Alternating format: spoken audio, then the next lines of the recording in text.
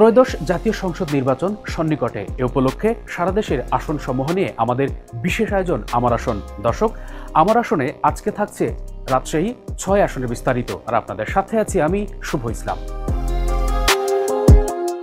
জাতীয় সংসদের ৫৭ নং আসনটি চারঘাট ও বাঘা উপজেলা নিয়ে গঠিত।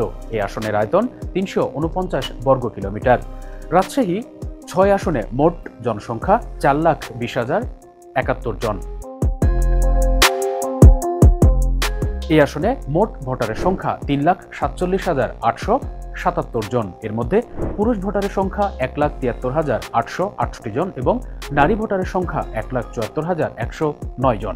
ত্রয়োদশ জাতীয় সংসদ নির্বাচনে এই আসনে ৭,৩৫০ জন নতুন ভোটার যুক্ত হয়েছে।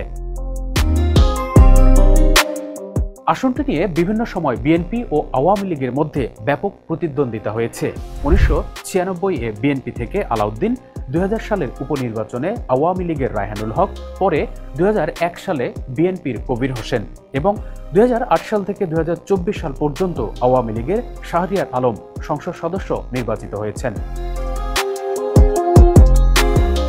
বাঘা চারঘাট আসনে জেলা বিএনপির আহ্বায়ক আবু সাইদ চাঁদকে মনোনয়ন দিয়েছে বিএনপি। জামাতের একক প্রার্থী হিসেবে জেলা জামাতের সহকারী সেক্রেটারি অধ্যক্ষ নাজমুল হক, জাতীয় পার্টির নেতা শামসুদ্দিন রেন্টু, এনসিপির বিভাগীয় সাংগঠনিক সম্পাদক ইমরান ইমন, ইসলামী আন্দোলন বাংলাদেশ নেতা মাওলানা আমিনুল ইসলাম রয়েছেন মাঠে। এ আসনে বেকারত্ব এবং কর্মসংস্থানের অভাব রয়েছে। স্বাস্থ্যসেবা ও রাস্তাঘাটের সংস্কার ভোটারদের প্রাণের দাবি। এতক্ষণ আমরা রাজশাহী ৬ আসনের বিভিন্ন নির্বাচনী হালচাল আপনাদের সামনে তুলে ধরার চেষ্টা করেছি। আগামী পর্বে অন্য কোনো আসন নিয়ে আবারও আপনাদের সামনে হাজির হব। সে পর্যন্ত ভালো থাকবেন, সুস্থ থাকবেন। আল্লাহ হাফেজ।